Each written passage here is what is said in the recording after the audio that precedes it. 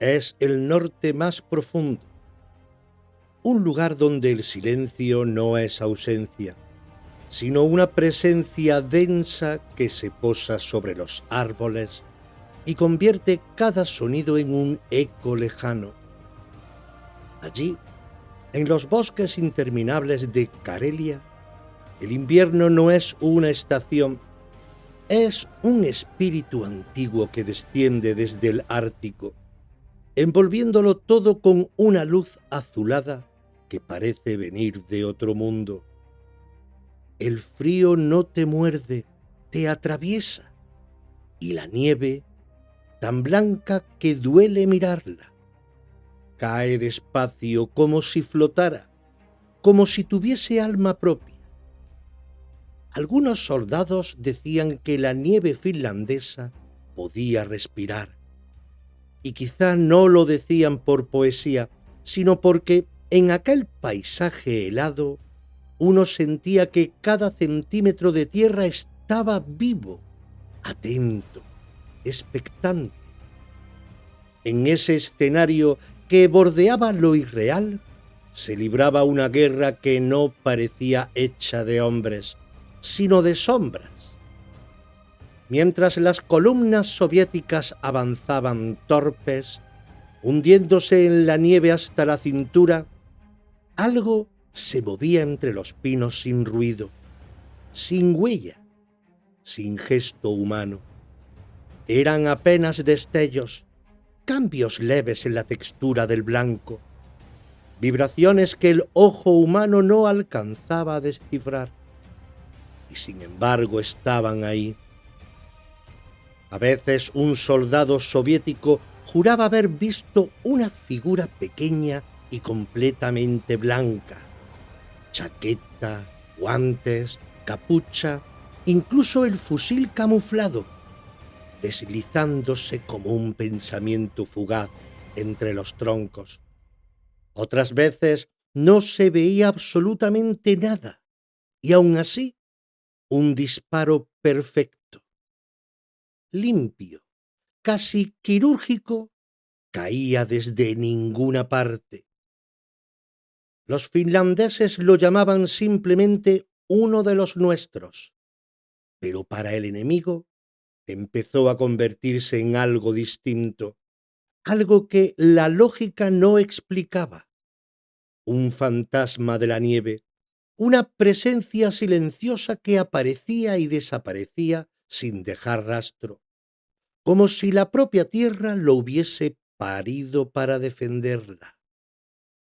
Y en cierto modo, eso sentían los soldados, que aquella guerra se estaba liberando en un territorio donde la naturaleza tenía bando, donde el bosque se volvía cómplice, donde la nieve, esa nieve viva, antigua, insondable, protegía a uno de sus hijos. Aún no sabían su nombre, aún no sabían que detrás de aquel mito se escondía un campesino callado, de mirada humilde y manos de cazador. Pero el rumor ya estaba sembrado. En los campamentos soviéticos empezaron a hablar de alguien que nunca fallaba, de una figura blanca que parecía no sentir el frío ni el miedo, de un tirador tan preciso que cualquier movimiento imprudente era una sentencia. Y las noches, que ya eran largas y crueles, se volvían más densas al pensar que quizás ese ser estaba ahí fuera, en algún punto de la oscuridad, escuchando cada respiración. Así comienza la historia del fantasma blanco, no con su nombre ni con sus proezas, sino con la sensación de que en Finlandia, aquel invierno, la frontera entre lo humano y lo legendario se hizo tan fina como un cristal helado. Y basta un roce, un suspiro, un disparo entre los árboles para que un hombre se convierta poco a poco en mito. ¿Escuchas Los misterios de la historia. Con este que os habla, Eloy López. Hoy hablamos de la muerte blanca finlandesa.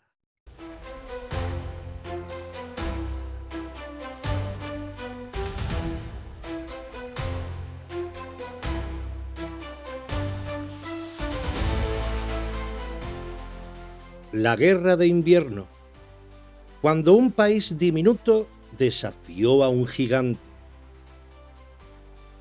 Para comprender a la muerte blanca, el fantasma blanco, hay que entender primero el escenario que lo hizo posible. Porque en el invierno de 1939, Finlandia no era solo un país, era un acto de desafío puro. Una declaración de dignidad frente a un gigante que parecía imposible de detener.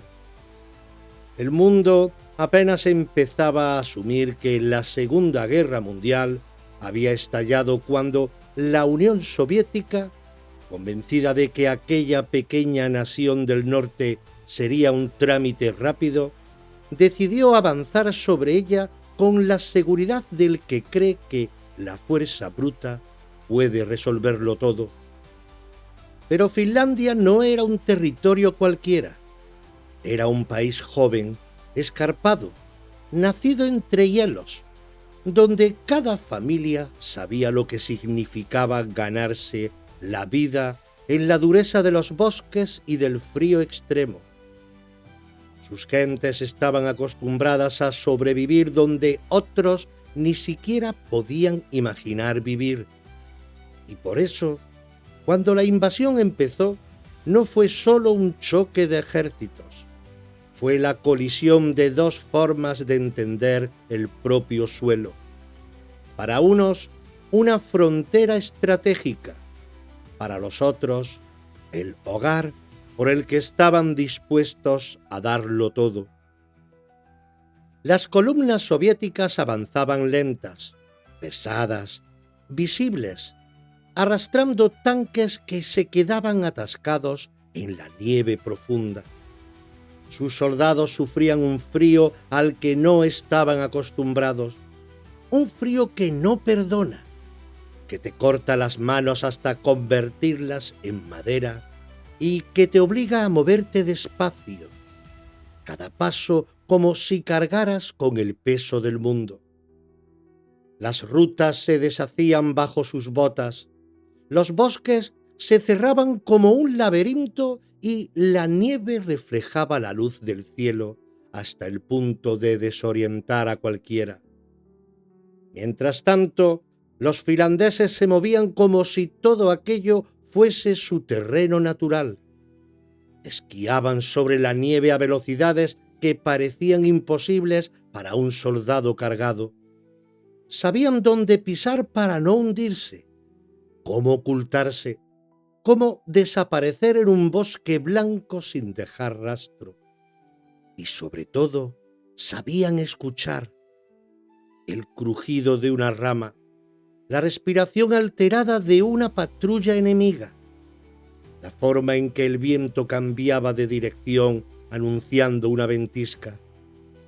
Así nació la guerra de guerrillas más silenciosa del Frente del Norte. Un país diminuto, 4 millones de almas frente a un imperio inmenso, resistía golpe tras golpe. Y cuanto más avanzaban los soviéticos, más claro quedaba que habían subestimado algo esencial: la relación que los finlandeses tenían con su tierra. No era patriotismo vacío, era una especie de pacto ancestral con la nieve, con el bosque, con la vida áspera de allí arriba. Los informes soviéticos empezaron a reflejar una sensación inquietante. No luchaban solo contra soldados, sino contra un entorno entero que parecía aliado del enemigo.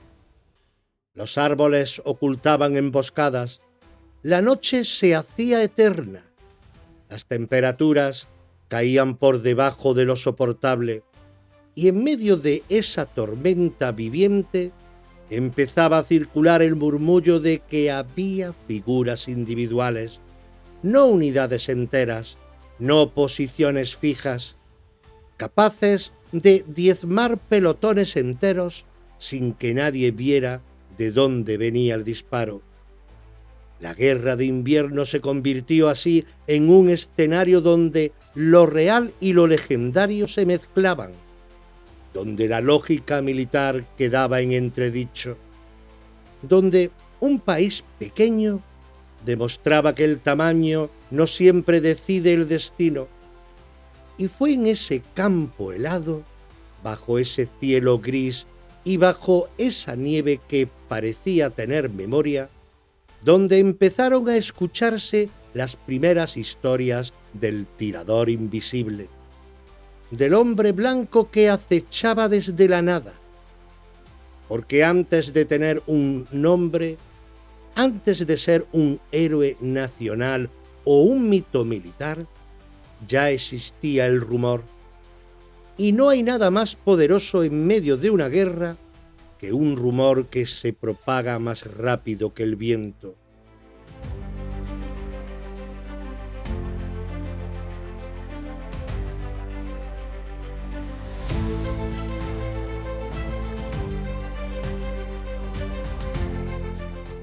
Simo Häyhä, el hombre detrás del espectro. Y cuando el rumor ya estaba extendido, cuando los soviéticos empezaban a mirar hacia los árboles con una mezcla de miedo y resignación, llegó el momento de ponerle rostro, o al menos una silueta humana, a aquella sombra que cortaba el viento. Y lo curioso es que, al descubrir quién era, la leyenda no se hizo más pequeña, al contrario, se volvió más poderosa, porque bajo el mito había un hombre que nunca había buscado serlo. Simo Häyhä nació en una granja humilde, en un rincón apartado del sureste finlandés, donde la vida se medía por estaciones y el trabajo por horas de luz. Era bajo de estatura, callado hasta lo extremo, con una timidez que quienes le conocieron describen como casi absoluta. No era un líder, ni un tipo altivo, ni un hombre que impusiera respeto por presencia. Era un campesino sencillo, de manos duras y espalda trabajada, acostumbrado a levantarse antes del amanecer y a cuidar del ganado antes de que el mundo despertara. Y sin embargo, en esa aparente normalidad había algo que lo convertiría, sin que él lo supiera, en el francotirador más letal de la historia moderna. Porque Simo no aprendió a disparar en el ejército, aprendió en los bosques de su infancia, siguiendo huellas de ciervos, escuchando el crujido de las ramas bajo la nieve fresca, reconociendo el ritmo del bosque como quien reconoce el latido de su propio corazón. Allí no había margen para el error. Un disparo fallido significaba días de hambre o noches perdidas. Cada movimiento tenía que ser calculado, cada respiración medida, cada paso pensado. La caza era escuela, disciplina y supervivencia. Cuando se incorporó a las milicias blancas, ya era un tirador excepcional, aunque él mismo jamás se consideró especial. Practicaba con una calma que desconcertaba a los demás. Dicen que podía pasar horas estudiando el viento, el polvo de nieve, la humedad del aire, como si estuviera hablando con la propia tierra. Y cuando apretaba el gatillo, no había tensión ni orgullo, solo una precisión fría y humilde, propia de quien entiende que la técnica es un diálogo silencioso con el entorno. Sus compañeros se sorprendieron al ver que no usaba mira telescópica. Prefería el fusil de hierro, el de miras abiertas, porque decía que así nada reflejaba la luz y su rostro permanecía más pegado al arma, menos visible. También decía, y en esto todos coincidían, que uno debe ver el mundo sin vidrio de por medio, que los ojos se entrenan para captar matices que ninguna lente puede reproducir. Simo no bebía, no fumaba, no hablaba más de lo imprescindible. Era, en cierto modo, el último hombre que uno imaginaría como símbolo de nada. Y sin embargo, precisamente por eso terminó encarnando algo profundo. La imagen del finlandés que no presume, que no grita, que simplemente hace lo que debe. Cuando la guerra estalló, no pidió un arma mejor, no pidió galones, no pidió nada. Tomó su rifle modesto, su equipo blanco, un puñado de cartuchos y se adentró en el bosque igual que en sus días de caza. Y allí, donde otros temblaban, él se fundía con el paisaje. No se agachaba para esconderse, se volvía parte de la nieve. No corría, deslizaba el cuerpo como un animal que conoce cada raíz, cada roca enterrada bajo el hielo. La paradoja empezó aquí. Cuanto más invisible era él, más grande se volvía su nombre. Un campesino silencioso con estatura de adolescente y manos de leñador, convertido sin pretenderlo en un mito que los soviéticos empezaban a temer y los finlandeses a admirar. Porque a veces la historia no la mueven los héroes que buscan gloria, sino los hombres que solo buscan cumplir con su deber. Y en ese intento, sin saberlo, cruzan la línea donde lo humano se transforma en leyenda.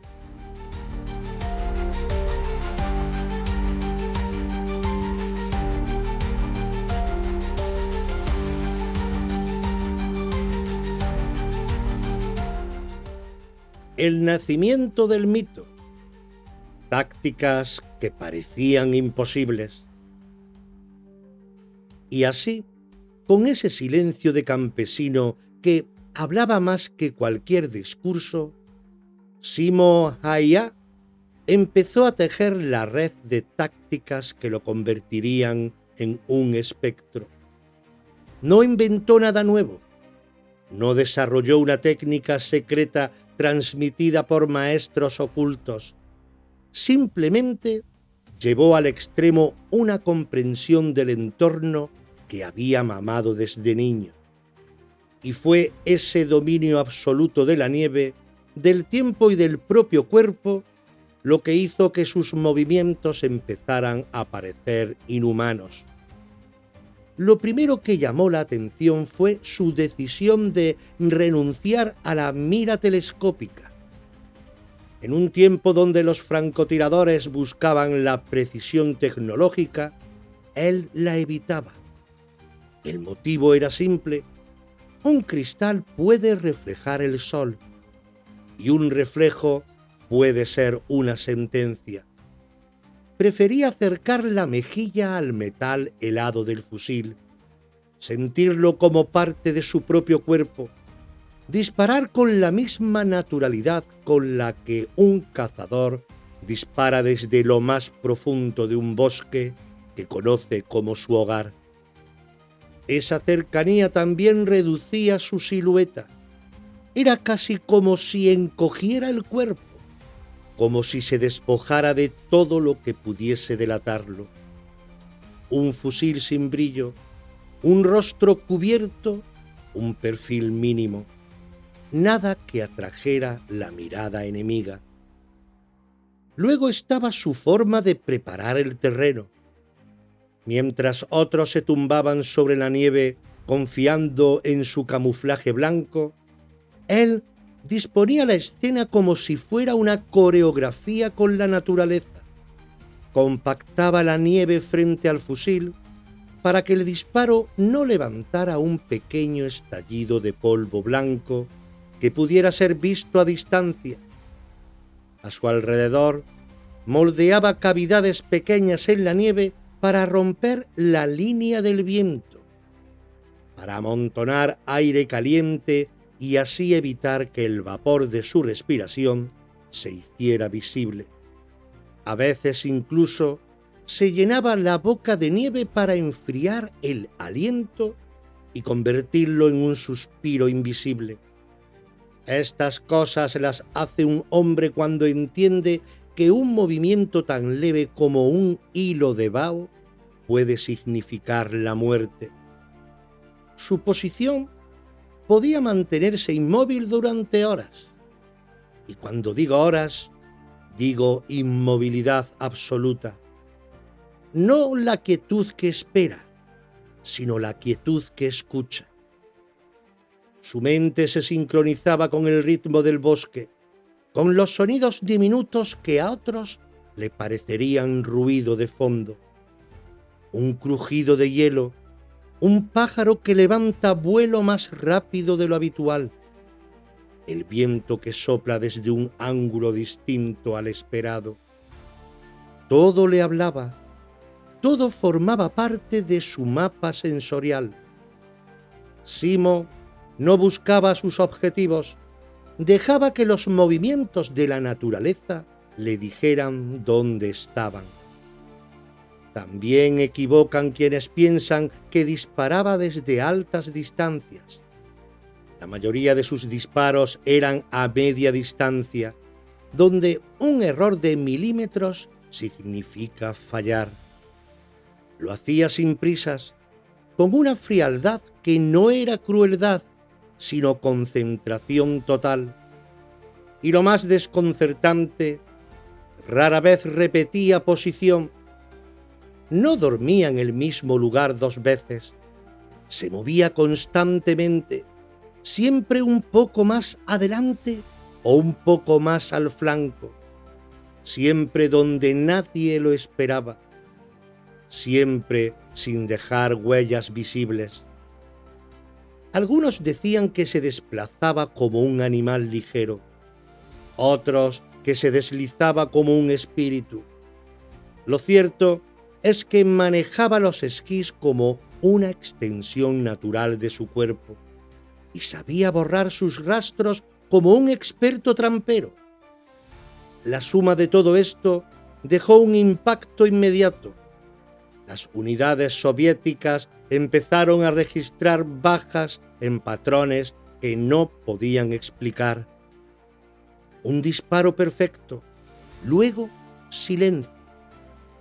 Otro disparo horas después, pero desde otro punto. Luego nada durante días. Y de repente 3 bajas seguidas sin que nadie hubiese visto una silueta, ni un resplandor, ni un rastro. Esto generó una especie de paranoia latente, un sentimiento de ser observados por algo que no tenía forma humana. El ejército finlandés confirmó más de 500 bajas a su nombre. 500. Y cada una de ellas estaba hecha con esa sencillez brutal de quien no compite, no celebra y no duda. Era como si la nieve misma apuntara a través de él. Aquí es donde el mito empezó a cuajar. Cuando la pericia deja de bastar para explicar lo que ocurre, la mente humana empieza a rellenar con misterio. Y en aquel invierno helado, mientras la guerra se convertía en un laberinto y sombras, la figura de Simo Häyhä dejó de pertenecer al mundo de los hombres para convertirse en algo distinto. Una presencia que estaba donde no debía estar, que acertaba cuando nadie podía ver, que aparecía sin aviso y desaparecía sin dejar rastro. Así nació el fantasma blanco.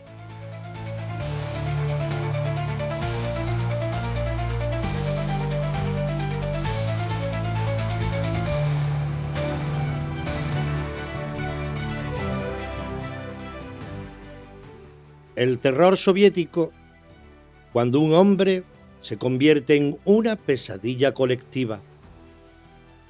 A estas alturas, el nombre de Simon Hayha todavía no había llegado a los oídos de los soviéticos, pero su obra sí. Y eso es algo que en guerra pesa incluso más que un nombre. Pesa el miedo, un miedo que no se ve, que no se puede tocar, pero que se engancha a las tripas y te hace mirar hacia los árboles como si en cada tronco hubiese un par de ojos blancos esperándote.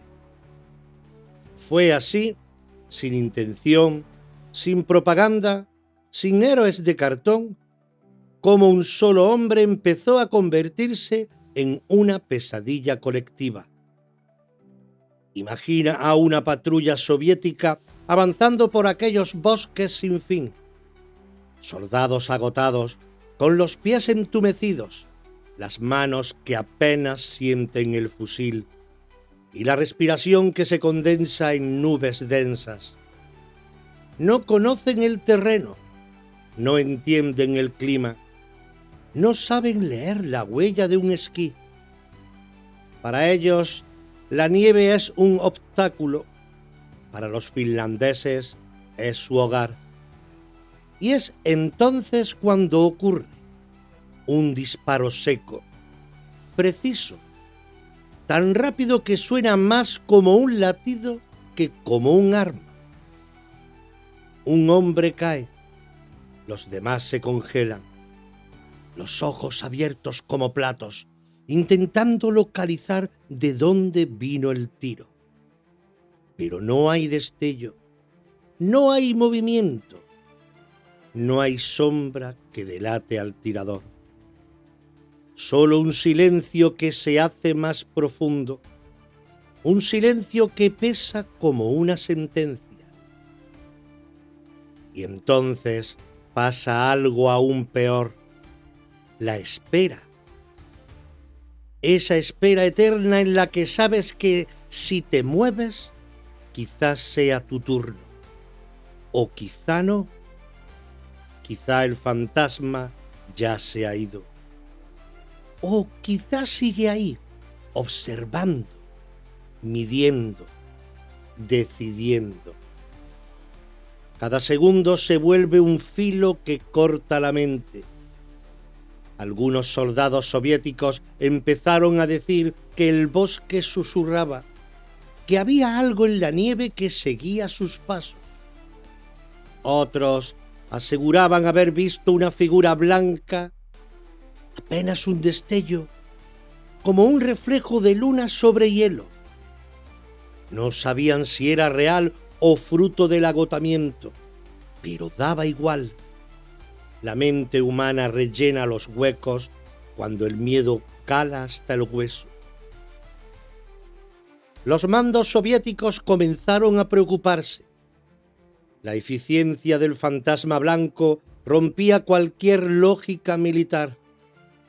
Había días en los que la artillería entera se movilizaba contra una colina, contra un grupo de pinos, contra un simple montículo blanco, solo porque alguien creyó ver algo moverse.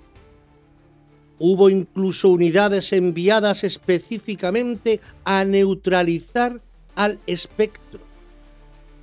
Llegaron a bombardear zonas enteras donde sospechaban que podía estar escondido. Toneladas de explosivos, bosques arrasados, nieve levantada en columnas gigantescas. Y sin embargo, cuando todo terminaba, lo único que encontraban era silencio. Un silencio intacto, insultante, como si la tierra se burlara de sus esfuerzos. Y lo más desconcertante, después de esos bombardeos, Después de ese derroche de poder, cuando la calma volvía a caer sobre el campo helado, podía escucharse de nuevo el disparo, uno solo, preciso, letal, como una firma, como una forma de decir: estoy aquí. Las historias comenzaron a cruzar los campamentos soviéticos. Se hablaba de un hombre que no dejaba huellas, de un tirador que no fallaba nunca, de una sombra blanca que conocía cada movimiento del enemigo antes de que éste lo hiciera. Algunos llegaban a afirmar que no era humano, que no podía serlo, que era una especie de espíritu protector del bosque, una encarnación del invierno finlandés. Había jóvenes reclutas que, al caer la noche, preferían quedarse sin dormir antes que cerrar los ojos y pensar que en la oscuridad aquel fantasma podía estar apuntándoles. Y esto es lo fascinante.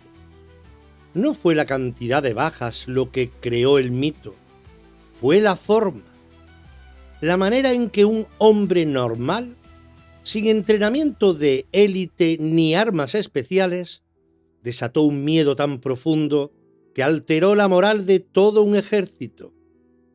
No hacía falta verlo, no hacía falta que su nombre resonara. Bastaba con el rumor, con ese pequeño hilo de duda que se instala en el alma cuando no sabes si estás luchando contra un soldado o contra algo que la naturaleza misma ha decidido conjurar.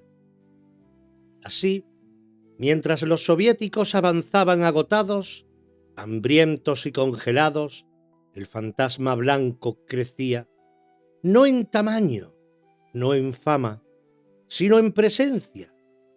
Una presencia tan poderosa que algunos soldados decían que podían sentirla antes que verla. Y quizá, solo quizá, tenían razón.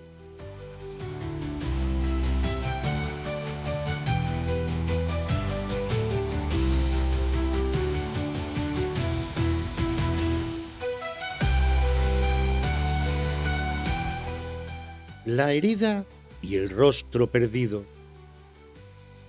Incluso los mitos, por muy sólidos que parezcan, están hechos de carne. Y la carne, cuando la guerra aprieta lo suficiente, termina recordándonos que detrás del silencio perfecto del fantasma blanco había un hombre pequeño, humilde, mortal. Eso ocurrió a comienzos de marzo de 1940, en uno de esos días donde el aire cortaba como vidrio y cada paso sobre la nieve hacía un crujido que sonaba a advertencia. Simo estaba en posición desde hacía horas. Había elegido un claro estrecho entre dos pinos, un sitio donde la luz se filtraba apenas, suficiente para ver lo necesario sin ser visto. El frente estaba especialmente tenso. Los soviéticos llevaban días intentando recuperar terreno y la presión era tan continua que parecía que el bosque mismo respiraba más rápido. Ese día, sin embargo, iba a romperse la racha de invulnerabilidad que lo había envuelto durante meses.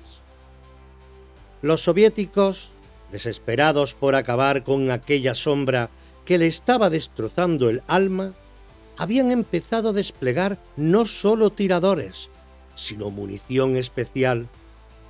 Una de esas balas, una bala explosiva, terminó encontrando su destino.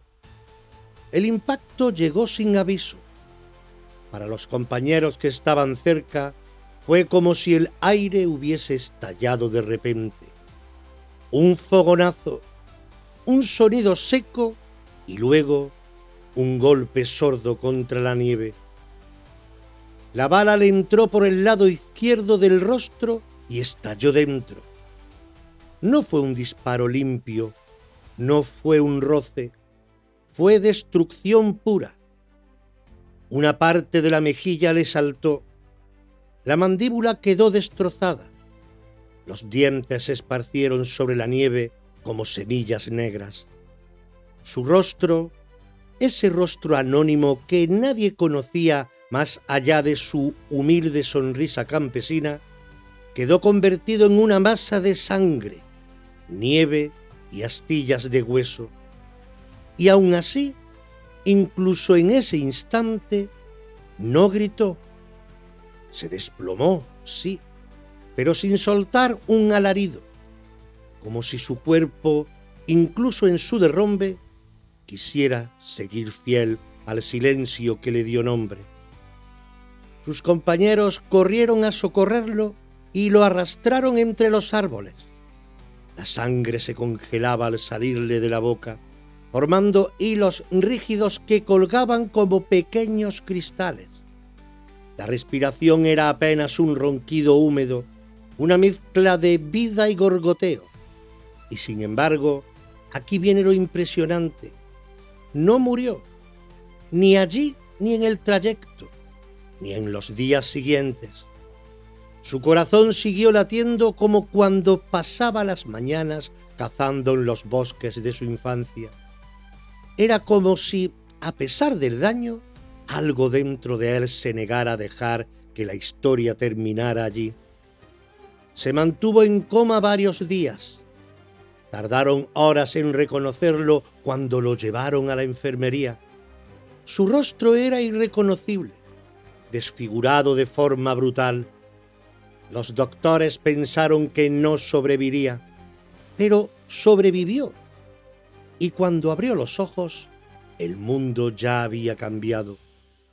Para entonces, la guerra de invierno estaba prácticamente decidida. El armisticio era inminente y Finlandia había resistido contra todo pronóstico. Simo despertó el día después de que se firmara la paz, como si su cuerpo hubiese esperado exactamente hasta entonces para volver. La recuperación fue larga y dolorosa. Su rostro quedó marcado para siempre, hundido de un lado, rígido, como si la guerra hubiera querido dejar una firma imborrable en él. Pero aún así vivió muchos años, volvió al campo, volvió a la caza, volvió a la vida simple que siempre había amado. No se convirtió en político ni en conferenciante, ni en héroe público. Siguió siendo el mismo hombre discreto que había entrado en la guerra, dispuesto solo a defender su hogar.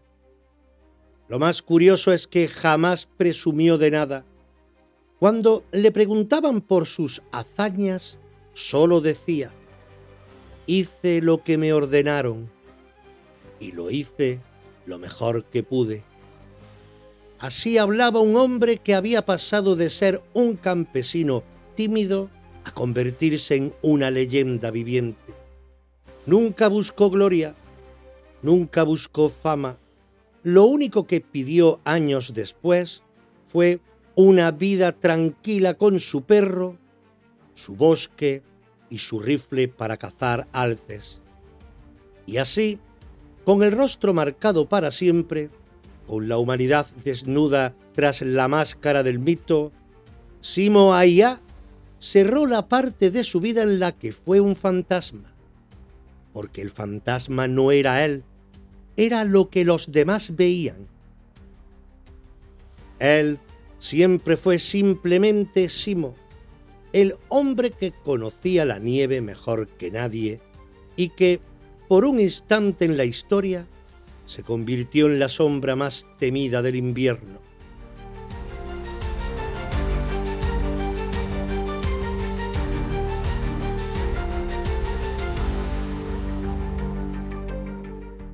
La niebla entre la historia y la leyenda. Con la guerra terminada y el fantasma blanco convertido en un ser de carne herida, la historia podría haberse apagado allí mismo, como tantas otras, pero no fue así. porque en el eco que dejan las guerras, en ese rumor que se tarda generaciones en desvanecerse, la figura de Simo Häyhä empezó a crecer de una manera distinta, ya no como soldado ni como héroe, sino como misterio. Y es que cuando un ejército entero sufre un miedo compartido, ese miedo no se va con la paz, se queda suspendido en el aire, como un aliento frío, como una sombra que no termina de marcharse. Eso fue lo que ocurrió con Simo. Mientras volvía a su granja y a su vida de siempre, su leyenda seguía caminando sola por los bosques de Karelia, alimentada por relatos que los soldados soviéticos contaron a sus hijos, y estos a los suyos, hasta que la línea entre lo vivido y lo imaginado empezó a borrarse. Algunas historias contaban que Simo podía moverse sin dejar huellas en la nieve.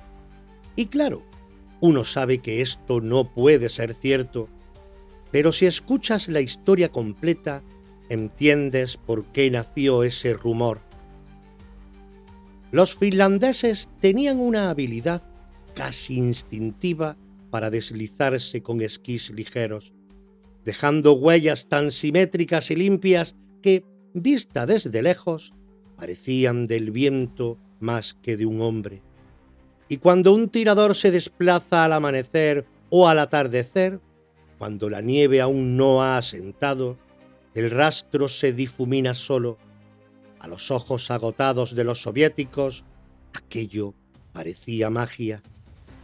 También se decía que podía sentir al enemigo, como si supiera el segundo exacto en que alguien levantaba la cabeza detrás de un tronco, como si percibiera intenciones, como si escuchara lo que nadie oye. De nuevo, no era magia, aunque hay que reconocer que se le parecía mucho.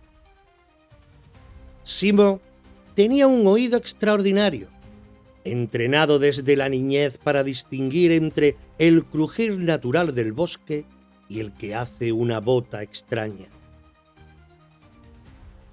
Podía interpretar el viento, el ritmo de los pájaros y la densidad del aire como quien lee un libro. Los soviéticos no tenían ese lenguaje, y cuando alguien entiende un idioma que tú no comprendes, su habilidad parece un don sobrenatural. Pero aquí entran también los relatos más exagerados, los que la memoria transforma con el tiempo. Algunos afirmaban que se camuflaba con nieve auténtica, que se enterraba horas bajo ella sin congelarse, como si su cuerpo generara un calor distinto. Otros aseguraban que podía caminar entre ramas sin romperlas, como si el bosque le abriera paso. Historias hermosas, sí, pero que pertenecen claramente al reino de lo legendario. Lo que las hace poderosas no es su veracidad, sino la necesidad humana de explicar lo inexplicable. Y luego está el número de bajas, que también se convirtió en objeto de mitificación. Las cifras oficiales hablan de más de 500, pero no faltan quienes sostienen que fueron muchas más, que las sombras que cayeron bajo el fantasma no siempre pudieron ser registradas. Aquí la verdad se vuelve turbia, quizá sí, quizá no. La guerra, sobre todo en un territorio tan salvaje, deja huecos que nadie puede llenar del todo. Lo cierto es que toda leyenda nace de un núcleo sólido de verdad, rodeado de capas de asombro, miedo y orgullo. Y en la figura de Simo Häyhä, ese núcleo era tan potente, tan imposible para la mentalidad soviética, que lo único que podían hacer era envolverlo con relato. Un relato que, a base de repetirse, terminó convirtiéndose en parte inseparable de lo que hoy sabemos o creemos saber del fantasma blanco. Porque la historia habla de un hombre, pero la leyenda habla de un espectro. Y entre ambos hay un territorio gris donde la mente humana intenta conciliar lo que vio con lo que sintió. Y lo que sintieron aquellos soldados fue que no luchaban contra un tirador, sino contra la voluntad misma del invierno.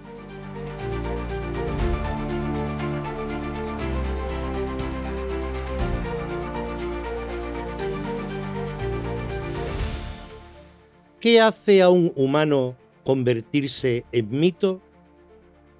Cuando las guerras terminan y el eco de los disparos se apaga, lo que queda no son las cifras ni los informes oficiales. Lo que permanece en la memoria humana es otra cosa: la imagen. La historia no la guardan los archivos, sino la imaginación colectiva. Y en ese terreno incierto y poderoso es donde figuras como Simo Häyhä dejan de pertenecer al mundo de los vivos para convertirse en algo más, algo que roza la frontera entre lo humano y lo simbólico. Porque, ¿qué convierte a un hombre en mito? No la fuerza, no la fama, no la violencia. Lo que enciende esa chispa es el contraste. Y Simo fue exactamente eso, un contraste imposible de sostener desde la lógica. Un campesino humilde contra un imperio colosal. Un tirador solitario contra columnas enteras de soldados.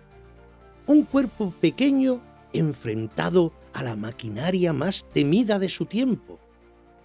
Esa desproporción crea una tensión que el ser humano no sabe procesar sin recurrir a la leyenda. Es como si la realidad necesitara un lenguaje más grande que ella misma para explicarlo.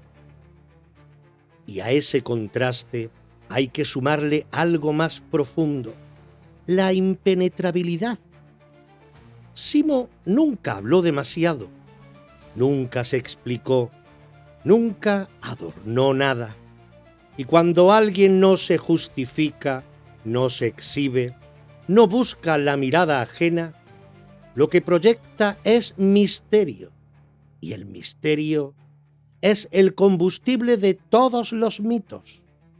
El silencio es más potente que cualquier discurso porque permite que cada persona imagine lo que quiere.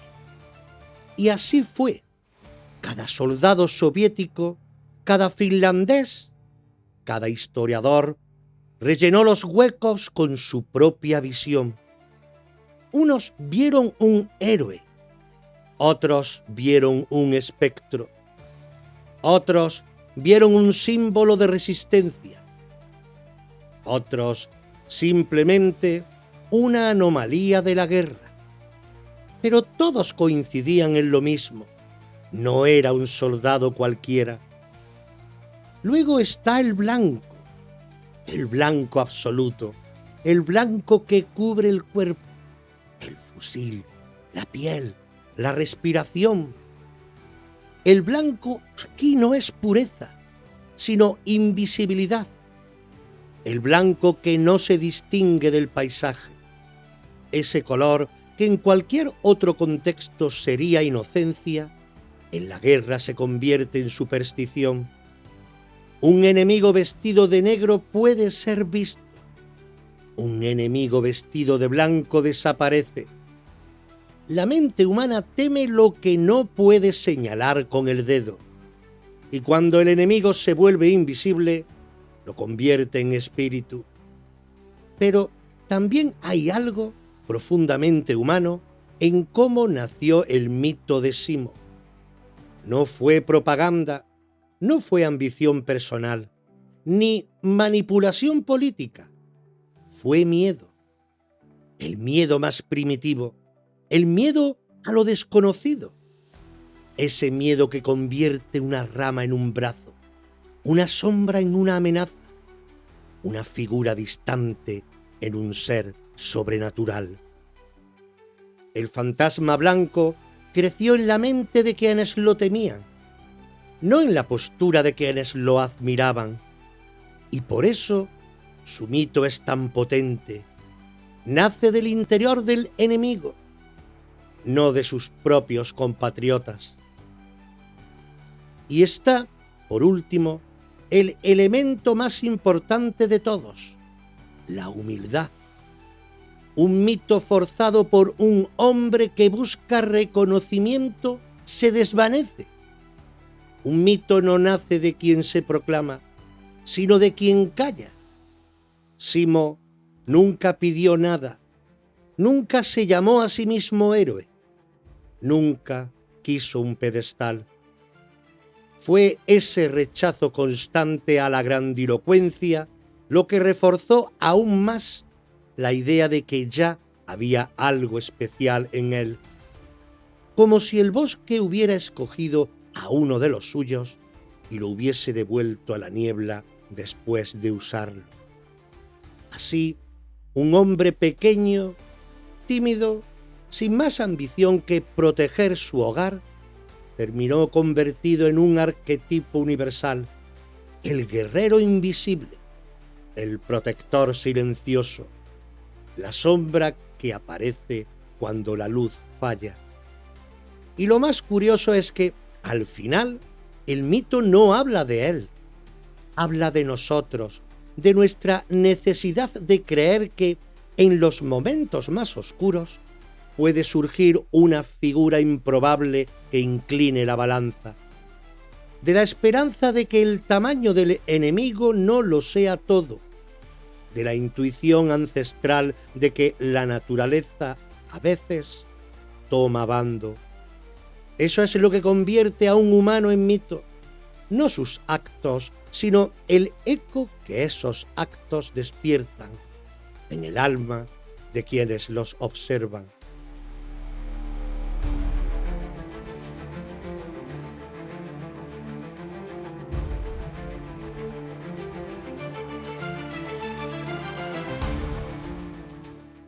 Y hasta aquí llegó este viaje entre los ecos del pasado, entre ruinas y leyendas, entre certezas e incógnitas. Pero a veces, entre las grietas de la historia, se asoma algo más, algo que no se mide con fechas ni se archiva en documentos, algo que no solo sucedió, sino que nos está sucediendo por dentro. Si alguna vez te has preguntado qué hay detrás de los hechos, si has sentido que hay un alma que también camina la historia contigo, te espero en Reflejos del Alma, aquí, en esta misma sintonía y en esta misma plataforma, porque a veces el mayor misterio no está en lo que pasó, sino que está en lo que somos.